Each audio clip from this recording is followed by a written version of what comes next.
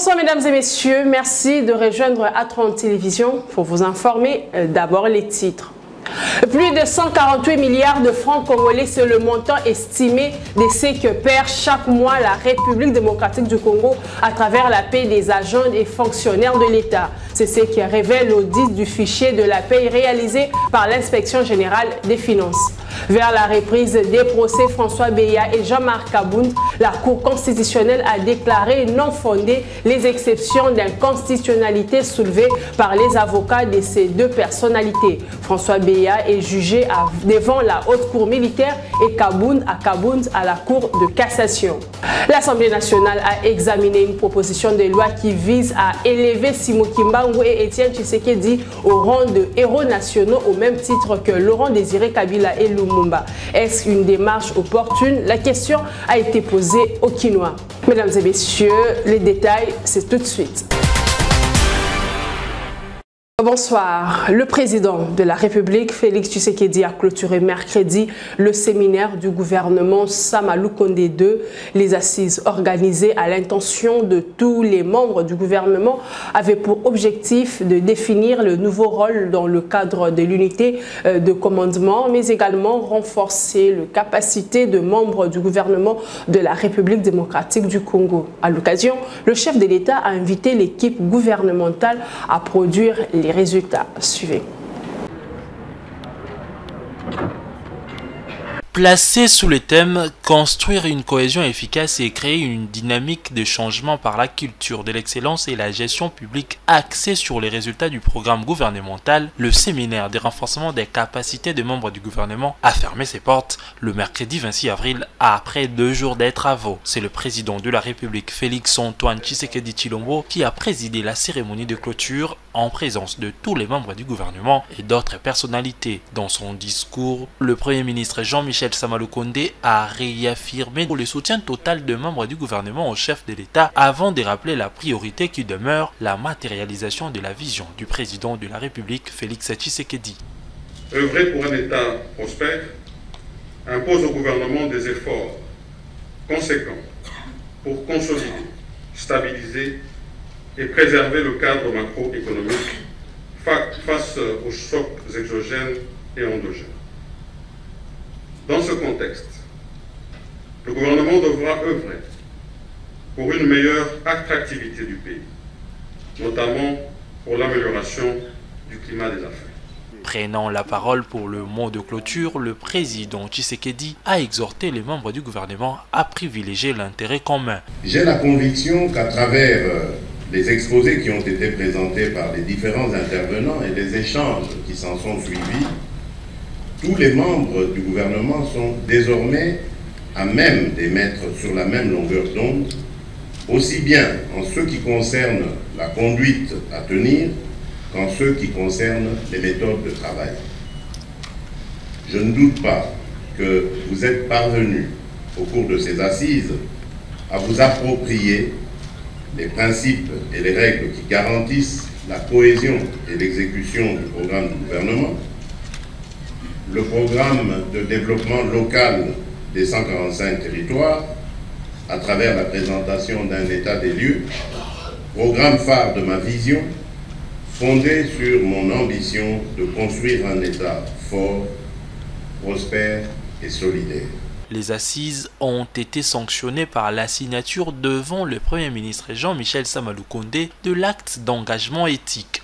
La rencontre ouverte mardi par le chef du gouvernement a permis de consolider la cohésion de la team Samadé dans l'action au bénéfice de la population congolaise.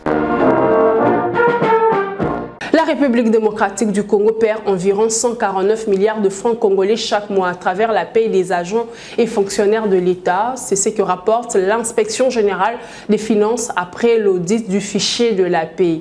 En croire un communiqué de l'IGF rendu public ce jeudi, il ressort notamment que 145 604 agents payés disposent de numéros matricules incorrects, fantaisistes et fabriqués pour le besoin de la paie. L'IGF note également que 53 328 agents disposent à eux seuls plus d'un numéro matricule dans le fichier avec le même nom.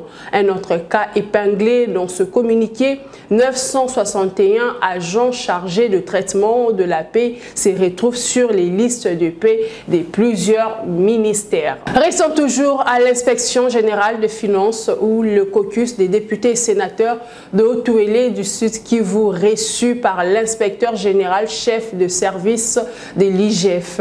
Ces élus sont venus s'informer sur la gestion de leurs provinces respectives.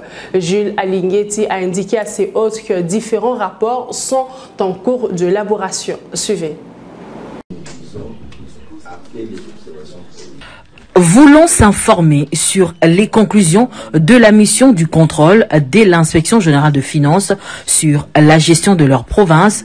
Les caucus des députés et sénateurs des Haut-Ouélé a été reçu à l'inspection générale de finances ce mardi 25 avril.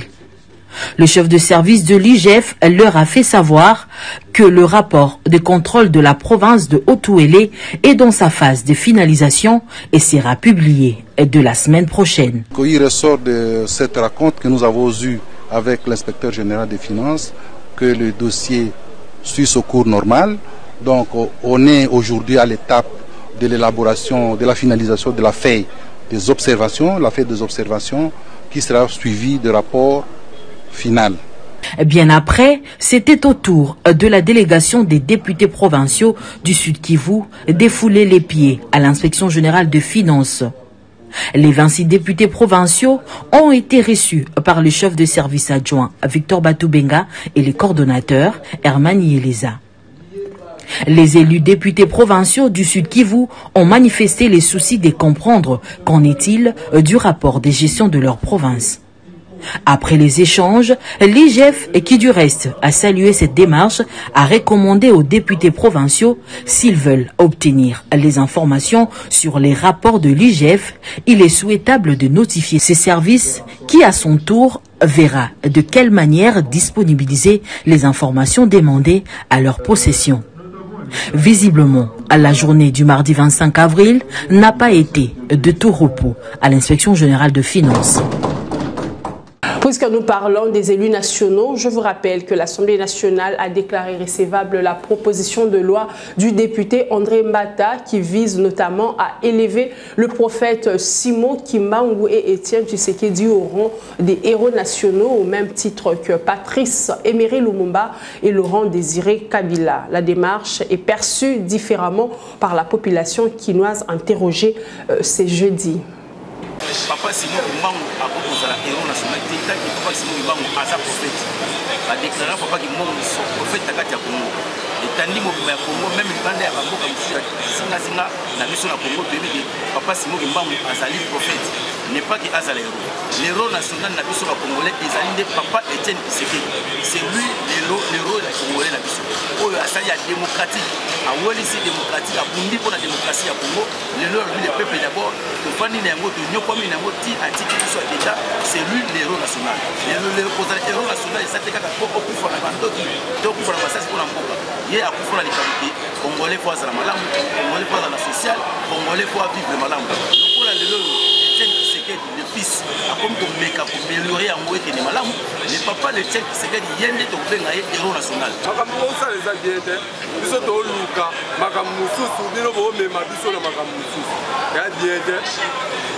Papa Simon Kimbangu aza pona makambo église. Papa Etienne ya bunda pona mboku. Faut combattre akaende Papa Etienne. Bon comparer Papa Simon Kimbangu na Papa Etienne c'est déjà bien que pona na moni député on n'est pas raisonner makambo. A raisonner makambo. Biso to souffrir ba Congolais to souffrir ba muya kamgo ya biso na makambo.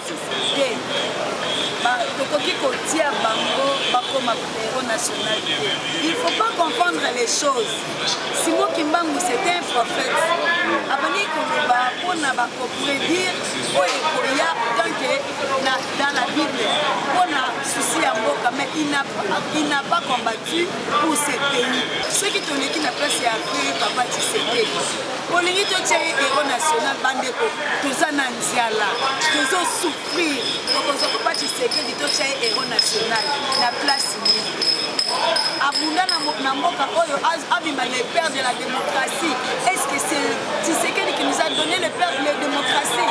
Ce n'est pas lui. Le père de la démocratie, s'il faut bien dire, c'est le président Mobutu.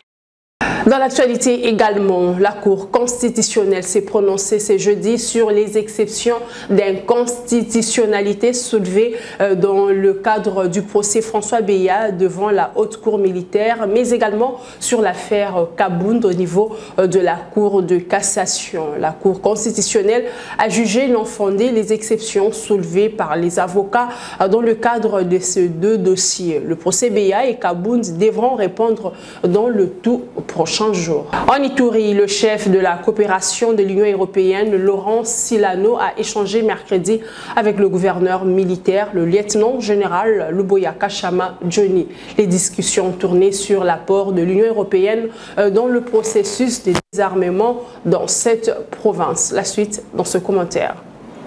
L'Union européenne prête à accompagner les processus PDDRCS dans la réinsertion de combattants dans la vie sociale et la résiliation de communautés. Volonté manifeste exprimée ce mercredi 26 avril 2023 par Laurent Silano, chef de la coopération de l'Union européenne en RDC, en séjour en Ituri, à l'issue d'un échange avec le gouverneur militaire de l'Ituri. Cet hôte de l'Union européenne en RDC indique que leur apport interviendra aussi plus sur le renforcement de capacités des leaders communautaires et la réintégration de ces ex-combattants dans la vie civile en vue d'une paix durable en Ituri. L'Ituri peut attendre certainement un engagement continu de l'Union européenne. Il y a des projets qui sont mis en œuvre de longue date, notamment dans la santé et dans la justice, et que nous allons poursuivre. Mais justement parce que nous avons apprécié l'engagement de la population d'Ituri, sa capacité à s'organiser pour se prendre en charge, et que nous avons pu apprécier le lien qu'il y a avec les autorités provinciales. Nous voulons ouvrir d'autres chantiers, notamment dans le domaine de l'éducation, dans le domaine de la défense, dans le domaine de la police, pour pouvoir compléter nos appuis. Et donc je dirais poursuivre là où nous étions, compléter, de façon à pouvoir tirer parti du dynamisme et des bonnes relations qu'il y a entre les Ituriens et leurs autorités. Il faut ici rappeler qu'au lancement de ces processus de désarmement à Diango, une centaine de miliciens Codeco et Chiniakilima avaient répondu présents. Pour l'heure, l'Ituri marque ce pas le plus considérable vers une paix durable tant recherchée grâce à la stratégie militaire et non militaire mise en place par l'administration militaire sous le commandement du lieutenant-général Luboya Kashama Johnny dans l'objectif d'accomplir la mission lui dévolue par le président de la République, Félix-Antoine Tshisekedi Tshilombo. Toujours en Ituri, lutte contre l'insécurité et criminalité urbaine dans la ville de Bunia. 20 présumés criminels arrêtés par la police. Ils ont été présentés au gouverneur militaire. On ne le dira jamais assez. La sécurité est l'affaire de tout le monde. Fidèle à sa mission lui reconnue par l'État congolais, la police nationale congolaise vient de mettre la main sur 20 présumés criminels, parmi lesquels 2 éléments en uniforme égarés. 2 mineurs ainsi que des receleurs sont tombés dans le filet de la PNC. En Ituri, ces fauteurs à nos troubles ont été présentés ce mardi au gouverneur militaire de l'Ituri par le commissaire provincial de la PNC, le commissaire divisionnaire Ngoï Senghel. Le premier groupe est composé de 12 voleurs qualifiés, avec comme chef de bande Lassé Mbaya Ngwen, qui héberge chez lui 8 voleurs, dont la plupart sont des mineurs d'âge. Tout en félicitant cette action de la police, le gouverneur et commandant des opérations militaires en Ituri, le lieutenant-général Luboya Kashama Johnny, attend de la justice de sanctions exemplaires. Je demande qu'on punisse ces éléments-là avec la plus grande rigueur. Quant aux mineurs, je pense qu'ils ont plus à faire que d'adhérer à une association de malfaiteurs. Donc il mérite aussi un encadrement. Cette action de la police est saluée par le propriétaire de biens volés et retrouvés. Il continue avec les services qu'ils sont en train de rendre à la population. On m'a toujours dit que la police ne travaille pas bien, mais aujourd'hui, j'ai vécu ce que les gens ne m'ont jamais dit. J'en suis très content. Et je dis merci pour notre gouverneur. Et j'en suis très content pour tous les éléments qui ont aidé pour qu'aujourd'hui nous pouvons trouver nos biens. Ce qui nous a fait très mal, ce sont des petits-enfants de rien du tout. Depuis l'avènement de l'état de siège en Ituri, le service de défense et de sécurité multiplie d'ardeurs pour établir la quiétude à Bunia et environ. C'est ce qui justifie la libre circulation des personnes et de leurs biens la nuit comme le jour depuis l'instauration de cette mesure exceptionnelle dans cette partie du pays. Après Lubumbashi, l'Équateur, Sesanga, Fayulu, Katumbi et Matata mettent en pratique les réalisations de leur rencontre. Les formations politiques de ces 4 leaders de l'opposition ont officiellement saisi le gouverneur de la ville de Kinshasa pour informer de la tenue de leur marche prévue le 13 mai prochain. Objectif, dire non à l'insécurité à l'Est, au processus électoral jugé chaotique, mais aussi au marasme économique. La marche partira de plusieurs coins de la capitale avec un seul point de chute, le palais du peuple. Innovation et créativité de femmes, tel est le thème de la rencontre de change organisée par l'ambassade des États-Unis d'Amérique en partenariat avec le ministère de la Culture, Arts et Patrimoine en marge de la Journée mondiale de la propriété intellectuelle. Objectif de cette rencontre, encourager les femmes à œuvrer dans le secteur des droits d'auteur. C'était ce mercredi au Musée national de Kinshasa. Images et commentaires. Nous avons Madame Yolande Elébé-Mandebo, écrivaine et... Commémoration de la Journée mondiale de la propriété intellectuelle. Voilà qui a réuni au Musée national plusieurs culturels à l'initiative de l'ambassade des États-Unis en collaboration avec le ministère des Cultures, Arts et Patrimoine. Les différentes parties prenantes ont échangé autour du thème « Innovation et créativité de femmes » dans l'objectif de les encourager à plus d'initiatives. Nous avons tous intérêt à protéger les droits de propriété intellectuelle avec des lois et des mécanismes d'application appropriés. Je suis ravie de constater que le thème de la Journée mondiale de la propriété intellectuelle cette année est « Femmes et propriété intellectuelle », accélérer l'innovation et la créativité. Cela nous donne l'occasion de saluer l'attitude positive et gagnante des innovatrices, des créatrices et des femmes entrepreneurs dans le monde entier. Il s'agit de mettre en lumière le rôle crucial que jouent les femmes qui, partout dans le monde, sont à l'origine des percées scientifiques, lancent de nouvelles tendances, créent des entreprises et transforment notre monde. Les femmes apportent des nouvelles perspectives et des nouveaux talents sur le terrain. Plusieurs panélistes ont exposé devant l'auditoire autour des enjeux et défis pour renforcer les capacités des droits d'auteur et droits voisins congolais. Lorsque vous voulez lancer une marque d'un produit et d'un service sur le marché, vous devez aller à la direction de la propriété industrielle pour la faire enregistrer. Donc à ce niveau-là, dès qu'il y a l'enregistrement, vous avez l'antériorité, vous pouvez réclamer la priorité et vous pouvez aller après devant la justice. Ça devient plus facile. La culture, les droits d'auteur, tout ce qu'on crée, les créatifs, c'est une grande force. Ça représente le pays et ça représente le pouvoir, le soft power. Quand on parle du Congo, on voit des artistes. Donc c'est quelque chose d'important. Les Américains, aujourd'hui, ils sont connus pour, entre guillemets, être les plus forts parce que leur cinéma est tellement puissant qu'ils ont compris, ils ont misé sur la culture, ils ont misé sur leurs créatifs. Nous, aujourd'hui, on a des créatifs extrêmement forts. Les Congolais sont ingénieux. Les Congolais, pour moi, sont les plus gros créateurs du monde. Il s'y est de rappeler que la Journée mondiale de la propriété intellectuelle est célébrée le 26 avril chaque année depuis son instauration en 2001 par l'Organisation mondiale de la propriété intellectuelle, OIMP en sigle.